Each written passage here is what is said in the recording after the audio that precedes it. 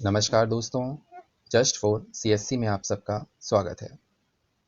अपने आज के इस वीडियो में हम प्राचीन भारतीय इतिहास का अध्ययन करते हुए वैदिक सिविलाइजेशन के अंतर्गत मतलब वैदिक सभ्यता के अंतर्गत वैदिक साहित्य का अध्ययन करेंगे। तो चलिए शुरू करते हैं आज का अपना वीडियो। वैदिक साहित्य, वैदिक सिविलाइजेशन। वैदिक काल के साहित्य को हम दो भागों में बांट सकते हैं, वैदिक साहित्य और उत्तर वैदिक साहित्य।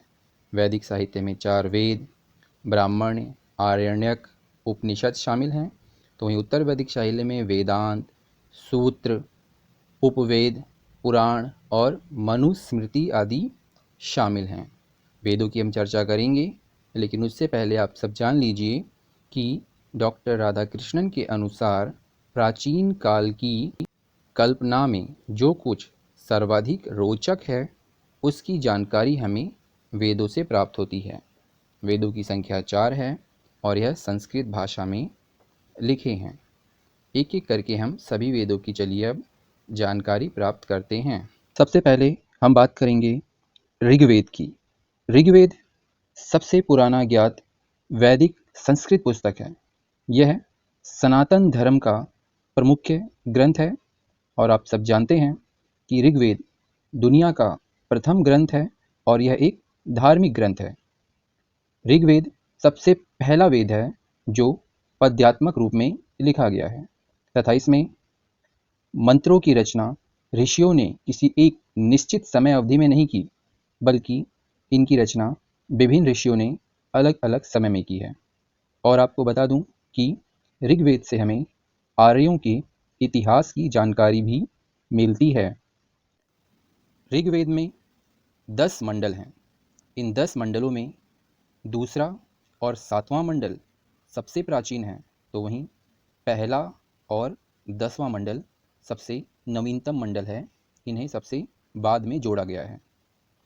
ऋग्वेद में कुल 1028 सूक्त हैं, जिसमें से 1017 सूक्त ऋग्वेद के और 11 सूक्त बाल खिल्ले हैं। कुल मिलाकर 1028 सूक्त ऋग्वेद में हैं, जिनमें कुल मिलाकर लगभग 11,000 मंत्र हैं। ऋग्वेद के अधिकांश सूक्तों में देवताओं का आवाहन किया गया है। इसमें इंद्र, वरुण आदि का उल्लेख है।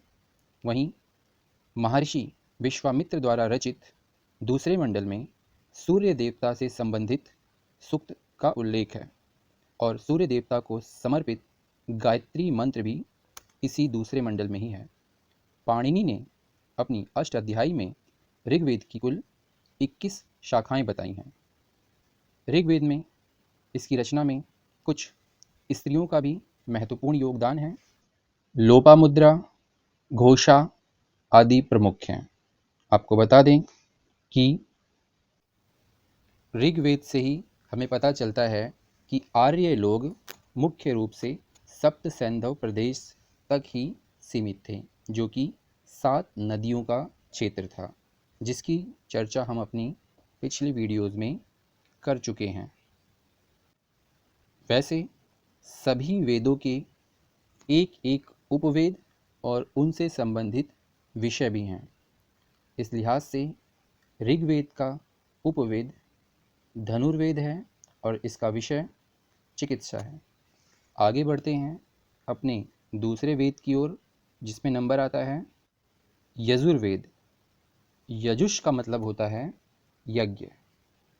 इसके मंत्रों का उच्चारण मुख्य रूप से अर्धव्यु नामक पुरोहित द्वारा किया जाता था और इस वेद में यज्ञ की विधियों का उल्लेख मिलता है। इस वेद को गद्य और पद्य दोनों में लिखा गया है। इस वेद के 2 भाग हैं।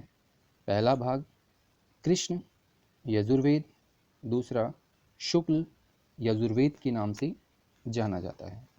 कृष्ण यजुर्वेद में मंत्रों का संग्रह है, तो वहीं शुक्ल यजुर में मंत्रों और उनकी गद्यात्मक व्याख्या का उल्लेख है।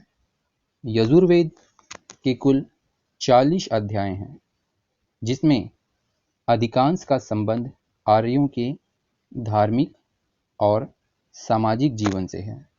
तो इस लिहाज से हम कह सकते हैं कि यजुर्वेद से हमें आर्यों के धार्मिक और सामाजिक जीवन का पता चलता है। यजुर्वेद के उपवेद में शिल्पवेद है और जिसका विषय है युद्ध कला। आगे बढ़ते हैं और जानते हैं।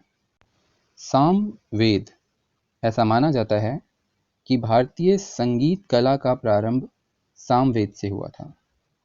सामवेद का शाब्दिक अर्थ है गान, मतलब इसमें ऐसे मंत्र लिखे हैं जिसे ऋषि मुनि पुरोहित लोग देवताओं की पूजा अर्चना करते समय गाया करते थे। इस वेद में ज़्यादातर जो मंत्र उच्चारण लिए गए हैं वो ऋग्वेद से लिए गए हैं और उस समय जब यज्ञ किए जाते थे तब इन मंत्रों को गाया जाता था। ये मंत्र प्रमुख रूप से सूर्य देवता या कहें सविता से संबंधित हैं। सविता या सूर्य देव एक दूसरे के पर्यायवाची हैं। सामवेद, जैसे कि आप जानते हैं, इसकी उत्पत्ति संगीत के लिए काफ़ी महत्वपूर्ण रही। संगीत का जनक सामवेद को कहते हैं। इसमें कुल मिलाकर 1879 श्लोक थे। ठीक, इसका उपवेद गंधर्व और जिसका विषय है संगीत कला। आगे जानते हैं हम अथर्ववेद के बारे में। इसकी रचना ऋषि अथर्वा और ऋषि अंगिरस ने की थी। इसमें चिकित्सा, जादू टोना, तंत्र मंत्र, भूत प्रेत आदि से संबंधित चीज़ों के बारे में उल्लेख है। इस वेद में आर्यों के दार्शनिक जीवन की भी हमें जानकारी मिलती है। इसमें कुल 731 सूक्त और 20 अध्याय हैं। इस वेद का उपवेद आयुर्वेद है और जिसका विषय शिल्पकला या फिर दंड नीति दोनों हैं। वेदों के बारे में समझने के बाद अब बारी आती है जानने की ब्राह्मण ग्रंथों की।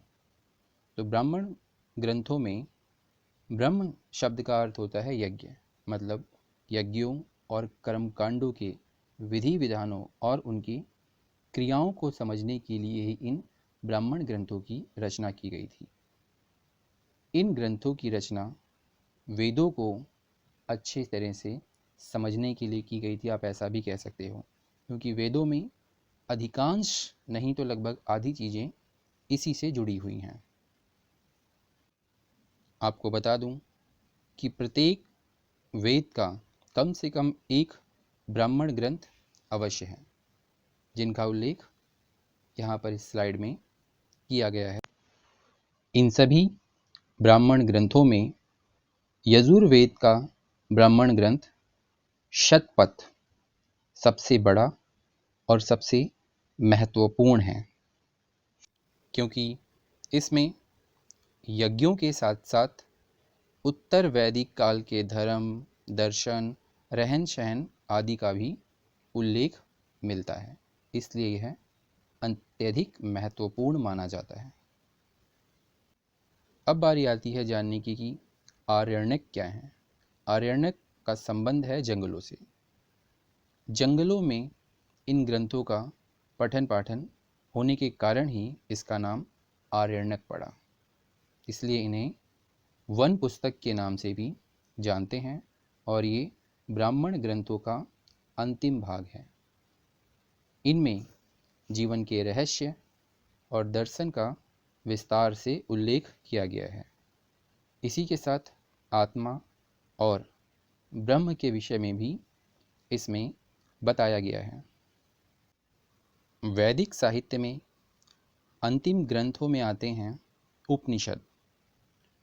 उपनिषद का शाब्दिक अर्थ होता है समीप बैठना, मतलब शिष्य ब्रह्म विद्या को प्राप्त करने के लिए गुरु के समीप बैठते थे। चूँकि उपनिषद को ब्रह्म विषयक माना जाता है, इसीलिए इन्हें ब्रह्म विद्या भी कहते हैं। उपनिषद का विकास आर्यणकों से हुआ है। इनमें आध्यात्मिक ज्ञान की जानकारी मिलती है, इसीलिए इन्हें वेदांत के नाम से भी जानते हैं। सिंपल सा आप कह सकते हो कि उपनिषद वैदिक कालीन दार्शनिक ग्रंथ हैं, जिसमें आत्मा, परमात्मा, जीवन, मृत्यु आदि का उल्लेख किया गया है। तो इस प्रकार अपने आज के इस वीडियो में हमने वैदिक कालीन ग्रंथों की चर्चा की। आगे हम बात करेंगे उत्तर वैदिक कालीन ग्रंथों या फिर साहित्य के बारे में जानने का प्रयास करेंगे। तो आज के इस वीडियो में इतना ही। Thank you.